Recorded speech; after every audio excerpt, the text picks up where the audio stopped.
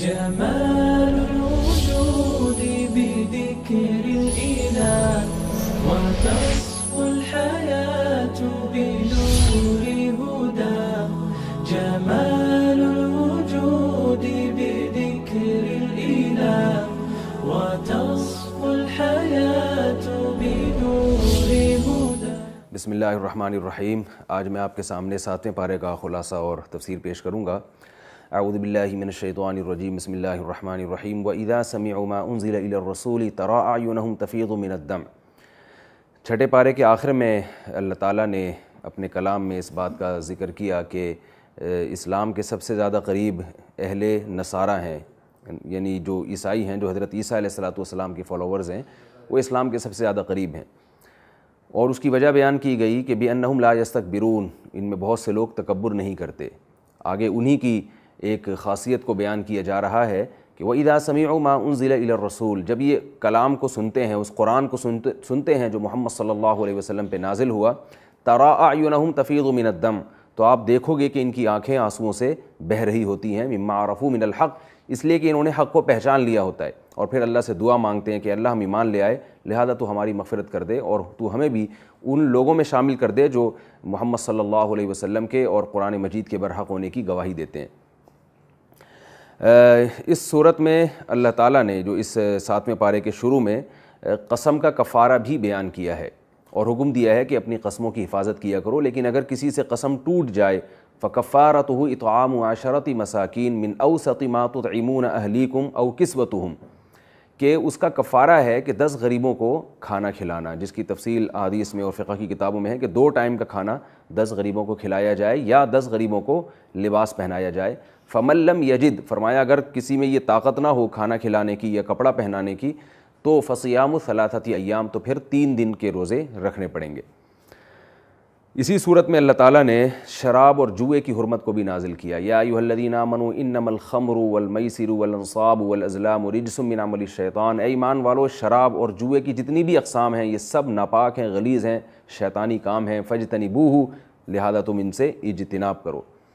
اور اللہ نے یہ بھی بتایا کہ جو لوگ زمانہ جاہلیت میں شراب پی چکے ہیں اسلام لانے سے پہلے یا اسلام لانے کے بعد، جب تک شراب کو حرام نہیں کیا گیا تھا تو ان پر کوئی گناہ نہیں ہے. آئندہ اگر وہ توبہ کر لیں اور اصلاح اعمال کر لیں تو پچھلا گناہ اللہ تعالیٰ ان کا معاف کر دے گا اور ان سے اس بارے میں مواخذہ نہیں ہوگا. اس صورت میں اللہ تعالیٰ نے مشرکین کا یہ عمل کہ اپنی مرضی سے وہ مخصوص قسم کے جانوروں کو بتوں کے نام پہ چھوڑا کرتے تھے، پھر ان کو قابل عزت اور احترام سمجھا کرتے تھے اور ان کے گوشت کو بھی حرام کر دیا کرتے تھے، اس کا ذکر کیا. ما جعل اللہ من بحیرۃ ولا سائبۃ ولا وصیلۃ ولا حام، کہ تمہاری خود ساختہ رسومات ہیں، جس چیز کو اللہ حرام کہے اس کو حرام سمجھو، جس چیز کو اللہ حلال کرے اس کو حلال سمجھو. اور اللہ تعالیٰ نے یہاں یہ بھی تذکرہ کیا، قال اللہ یا عیسیٰ ابن مریم اذکر نعمتی علیک وعلی والدتک. اللہ تعالیٰ قیامت کے دن عیسیٰ علیہ السلام کو حاضر کریں گے اور ان سے پوچھیں گے کہ اے عیسیٰ ابن مریم، ہم نے آپ پر اتنے انعامات کیے، آپ کو تورات اور انجیل سکھائی اور آپ کو ہم نے کتاب کا علم دیا، جس کی تفسیر جمہور مفسرین نے کی ہے کہ قرآن مجید کا علم، کیونکہ قرب قیامت میں نازل ہوں گے. اور اذ ایدتک بروح القدس، جبریل کے ذریعے ہم نے آپ کو تقویت دی اور آپ مردوں کو ہمارے حکم سے زندہ کر دیا کرتے تھے. تبرئ الاکمہ والابرص، کوڑ کے مریض کو اللہ کے حکم سے آپ شفا دے دیا کرتے تھے اور برس کے مریض کو آپ اللہ کے حکم سے شفا دے دیا کرتے تھے. تخلق من الطین کہیئۃ الطیر، آپ پرندے کی ایک پتلا سا بناتے اور اس میں پھونک مارتے تو اللہ کے حکم سے پرندہ بن کے اڑنے لگتا. تو یہ سارے معجزات میں نے آپ کو دیے اور پھر آپ کو یہودیوں کے شر سے بھی بچایا. تو کیا انت قلت للناس اتخذونی وامی الہین من دون اللہ، تو کیا آپ نے لوگوں سے کہا تھا کہ تم اللہ کو چھوڑ کر مجھے اور میری ماں کو معبود بنا لینا؟ حضرت عیسیٰ علیہ السلام کہیں گے کہ اللہ میں اس سے بری ہوں، ما قلت لہم الا ما امرتنی بہ، میں نے ان سے وہی بات کہی تھی جس کا تو نے مجھے حکم دیا، ان اعبدوا اللہ ربی وربکم، کہ صرف اللہ کی عبادت کرو جو میرا بھی رب ہے اور تمہارا بھی رب ہے. تو عیسیٰ علیہ السلام اہل کتاب جو عیسائی ہیں، جو حضرت عیسیٰ کو اللہ کا بیٹا کہتے ہیں، ان سے قیامت کے دن اپنی برات کا اعلان کر دیں گے. اس کے بعد سورہ انعام کی ابتدا ہوتی ہے. سورہ انعام کا جو مضمون ہے زیادہ تر اس میں توحید کا بیان ہے اور آخرت کا تذکرہ ہے، اور اسی توحید کو ثابت کرنے کے لیے اللہ کی قدرت اور اللہ کی جو انسانوں پر نعمت ہے ان کا بہت کثرت سے بیان کیا گیا ہے. سورت کی ابتدا ایسے ہوتی ہے، الحمدللہ الذی خلق السماوات والارض وجعل الظلمات والنور. فرمایا کہ اللہ وہ ذات قابل تعریف ہے، تمام تعریفیں اس اللہ کے لیے ہیں جس نے آسمانوں اور زمین کو بنایا اور اسی نے اندھیروں اور روشنیوں کو بنایا، ایسی قدرت والی ذات، لیکن اس کے ساتھ ظلم کیا لوگوں نے۔ ثم الذین کفروا بربہم یعدلون، وہ لوگ جو انکار کرنے والے ہیں انہوں نے اپنے رب کے جیسے دوسروں کو معبود بنا لیا، حالانکہ وہ ان کاموں میں رب کے ساتھ شریک نہیں تھے۔ کسی نے پتھر کے تراشے ہوئے بتوں کو، کسی نے انبیاء کو اللہ کے ساتھ الوہیت میں شریک کر لیا۔ تو یہ اللہ ایک انسان سے شکایت کر رہے ہیں کہ ثم الذین کفروا، وہ لوگ جو کافر ہیں، یعنی وہ لوگ جو شرک کرنے والے ہیں، وہ اپنے ایسے رب کے ساتھ جس نے آسمانوں اور زمینوں کو بنایا، اس جیسے رب انہوں نے اپنی طرف سے تراش لیے ہیں۔ یہ کتنا بڑا ظلم ہے۔ اور اللہ تعالیٰ نے اسی صورت کی ابتدا میں دھمکی بھی دی ہے کہ پچھلی امتوں کے حالات سے تم عبرت حاصل کرو۔ الم یروا کم اہلکنا من قبلہم من قرن، فرمایا ان تم سے پہلی کتنی بستیاں ہیں، اہلکناہم بذنوبہم، جن کو گناہوں کی وجہ سے، شرک اور کفر کی وجہ سے، پیغمبروں کی نافرمانی کی وجہ سے ہم نے ہلاک کر دیا۔ تو تمہیں بھی اللہ کے عذاب سے ڈرنا چاہیے۔ پھر مشرکین یہ کہا کرتے تھے کہ ہمیں آسمان سے کوئی کتاب اترتی ہوئی نظر آئے گی تو ہم ایمان لے کر آئیں گے۔ اللہ نے بتایا وَلَوْ نَزَّلْنَا عَلَيْكَ كِتَابًا فِي قِرْطَاسٍ فَلَمَسُوهُ بِأَيْدِيهِمْ، کہ اگر ہم آسمان سے کتاب نازل کریں اور یہ ہاتھ لگا کے اس کو دیکھیں کہ واقعی آسمان سے اتر رہی ہیں، تو بھی یہ لوگ ایمان نہیں لے کر آئیں گے، بلکہ کیا کہیں گے، سحر مبین، یہ کھلا ہوا جادو ہے۔ جس کے مقدر میں ایمان ہے تو اللہ نے جتنے معجزات آپ کو دیے ہیں وہ معجزات اس کے لیے ایمان لانے کے لیے کافی ہیں۔ ان کے مطالبے پر اگر اللہ تعالیٰ معجزات آپ کو دیتا رہے تو معجزات کی بھرمار ہو جائے گی، مگر یہ تمام معجزوں کو جادو کہہ کر اور آپ صلی اللہ علیہ وسلم کو جادو کہہ کر ان معجزوں کا انکار کر دیں گے، کیونکہ ان کے دلوں پر مہر لگ چکی ہے۔ اسی صورت میں اللہ تعالیٰ نے قیامت کا انکار کرنے والوں کو خسارے والوں میں شامل کیا۔ قد خسر الذین کذبوا بلقاء اللہ، فرمایا جو اللہ کی ملاقات کا انکار کرتے ہیں تحقیق وہ خسارے میں چلے گئے، اور اس کی وجہ بیان کی کہ دنیا کی محبت میں پڑھ کے تم آخرت کا انکار کرتے ہو، دنیا کی حیثیت کو اور اس کی پوزیشن کو واضح کیا۔ وما الحیات الدنیا الا لہو ولعب، فرمایا کھیل تماشا ہے چند دن کا، فنا ہونے والی چیز ہے، اس میں اتنا زیادہ مشغول نہ ہو کہ تم آخرت سے غافل ہو جاؤ اور آخرت کا انکار کر بیٹھو۔ اللہ تعالیٰ نے اس صورت میں اہل اسلام کو اور ساری دنیا کے سارے انسانوں کو ڈرایا ہے اپنے عذاب سے ان الفاظ سے، ارأیتم ان اخذ اللہ سمعکم وابصارکم وختم علی قلوبکم من الہ غیر اللہ یاتیکم بہ، اللہ تمہارے کانوں سے سماعت چھین لے اور تمہاری آنکھوں سے بصارت اور بینائی چھین لے اور تمہارے دلوں میں سوچنے سمجھنے کی صلاحیت کو ختم کر دے، تو اللہ کے سوا کوئی معبود ہے جو یہ نعمتیں تمہیں دوبارہ واپس کرے؟ جب یہ سب کام اللہ کر رہا ہے تو اس کی توحید کا بھی اقرار کرو اور بندگی کامل طور پر اسی رب کی کرو۔ اس صورت میں اللہ تعالیٰ نے رسول اللہ صلی اللہ علیہ وسلم کو حکم دیا کہ آپ ان غریب صحابہ کو اپنی محفل سے نہ ہٹائیں جن غریبوں کے ساتھ ان دولت مند لوگوں کو اور قوم کے وڈیروں اور سرداروں کو بیٹھتے ہوئے شرم آتی ہے۔ مشرکین کے جو بڑے تھے، وڈیرے تھے، وہ یہ کہا کرتے تھے کہ ہم محمد صلی اللہ علیہ وسلم کی مجلس میں آنا چاہتے ہیں، مگر وہاں چونکہ غریب لوگ ہوتے ہیں تو ہم ان غریبوں کے ساتھ بیٹھنے میں ہماری توہین ہے۔ تو اللہ نے حکم دے دیا محمد صلی اللہ علیہ وسلم کو کہ آپ ان غرباء کو اپنی محفل سے نہیں ہٹا سکتے، کیونکہ یہ ایمان میں پہل کرنے والے لوگ ہیں، آپ کو ان کی رعایت کرنی ہے۔ جس نے آپ کی محفل میں انہی غرباء کے ساتھ بیٹھ کر ہدایت حاصل کرنی ہے وہ انہی غرباء کے ساتھ بیٹھے، ورنہ آپ ان کی رعایت میں ان غرباء اور ان ایمان والوں کو اپنی محفل سے نہیں نکال سکتے، کیونکہ اللہ کی نظر میں امیر اور غریب کا فرق نہیں ہے۔ اللہ کی نظر میں ایمان والے، ہدایت یافتہ اور گمراہ،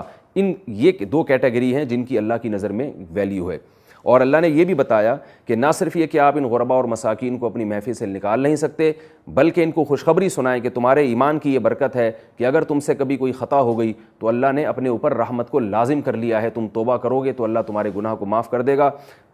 فرمایا وَإِذَا جَاءَكَ الَّذِينَ يُؤْمِنُونَ بِآيَاتِنَا فَقُلْ سَلَامٌ عَلَيْكُمْ كَتَبَ رَبُّكُمْ عَلَى نَفْسِهِ الرَّحْمَةَ، جب ایمان والے لوگ آپ کی محفل میں آیا کریں تو ان کو سلام پہنچا دیں اور کہہ دیں کہ تمہارے رب نے تم پر رحمت کو لازم کر لیا ہے۔ أَنَّهُ مَنْ عَمِلَ مِنْكُمْ سُوءًا بِجَهَالَةٍ ثُمَّ يَتُوبُونَ مِنْ قَرِيبٍ، کہ تم میں سے کسی سے بھی غلطی سے گناہ ہو گیا، جہالت میں کوئی برائی ہو گئی اور وہ توبہ کر لے گا تو اللہ تعالیٰ اس کے اس گناہ کو معاف کر دیں گے۔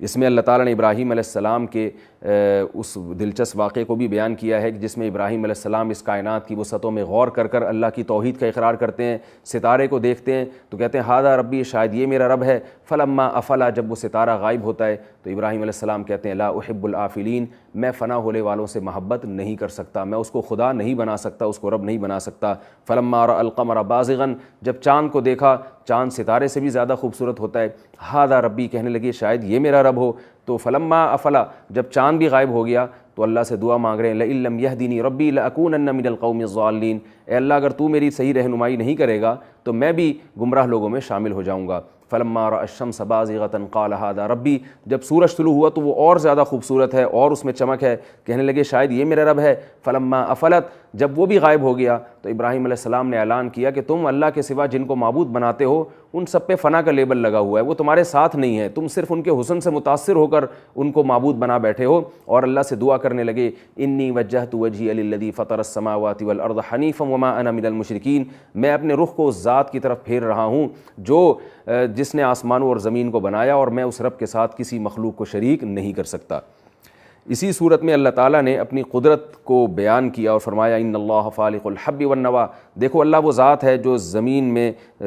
دانے اور گھٹلی کو پھاڑ کر تناور درخت بنا دیتا ہے، وہ اللہ وہ ذات ہے جس نے آسمان سے پانی برسایا اور طرح طرح کے نباتات پیدا کیے اور اس میں انار اور کھجور اور انگور پیدا کیے۔ فرمایا انظروا الی ثمرہ اذا اثمر، ذرا اس انار کے پکنے کے عمل کو دیکھو، کیسے زمین میں آپ کو گوبر مٹی اور پانی نظر آئے گا، مگر جس سے جب انار کا پودا نکلتا ہے کتنا خوبصورت۔ انظروا الی ثمرہ اذا اثمر وینعی، اس کے پکنے کے عمل کو دیکھو، اور بتایا کہ اس میں اہل عقل کے لیے اور ایمان والوں کے لیے بہت بڑی بڑی نشانیاں ہیں۔ اور یہ بھی بتایا کہ ان قدرتوں کو دیکھ کر اللہ کے وجود پر ایمان لاؤ، اس کی توحید اور قدرت پر ایمان لاؤ، یہ مطالبہ نہ کرو کہ ہم جب تک اللہ کو دیکھیں گے نہیں تو ہم ایمان نہیں لائیں گے۔ کیوں؟ وہ ذات عقل سے بالاتر ہے، لا تدرکہ الابصار وہو یدرک الابصار، اس دنیا میں کسی کی آنکھ اس کا ادراک نہیں کر سکتی اور وہ سب کا ادراک کرتا ہے، اس کی طاقت اور قدرت سب کو پہنچی ہوئی ہے، لیکن اس ذات تک براہ راست کوئی بھی نہیں پہنچ سکتا آنکھوں کے ذریعے اس کو دیکھنے کی اگر وہ کوشش کرے گا تو یہ فضول اور عبث کوشش ہے۔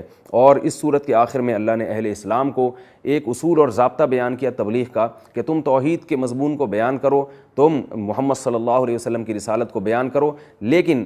طریقہ ایسا نہیں ہونا چاہیے کہ وہ تمہارے مذہبی رہنماؤں کو اور تمہارے رب کو برا بھلا کہنا شروع کر دیں۔ فرمایا وَلَا تَسُبُّوا الَّذِينَ يَدْعُونَ مِن دُونِ اللَّهِ فَيَسُبُّوا اللَّهَ عَدْوًا بِغَيْرِ علم، کہ جو لوگ اللہ کے سوا دوسرے بتوں کو پکارتے ہیں تم ان کے بتوں کو برا بھلا یعنی گالیاں مت دیا کرو، ان کے لیے غیر شائستہ الفاظ مت استعمال کیا کرو، نتیجہ یہ نکلے گا فَيَسُبُّوا اللَّهَ عَدْوًا بِغَيْرِ علم کہ وہ بغیر علم کے اللہ کو بھی برا بھلا کہنا شروع کر دیں گے۔ تو تبلیغ کا ایسا انداز نہیں ہونا چاہیے جس سے وہ آپ کے رب کو برا بھلا کہنا شروع کر دیں۔ یہ اللہ تعالیٰ نے ہمیں ایک اصول اور ضابطہ بیان کیا، اسی پر یہ 7ویں پارے کا اختتام ہوتا ہے۔ اللہ تعالیٰ سے دعا ہے کہ اس پارے میں ہم نے جو کچھ احکام سنے اور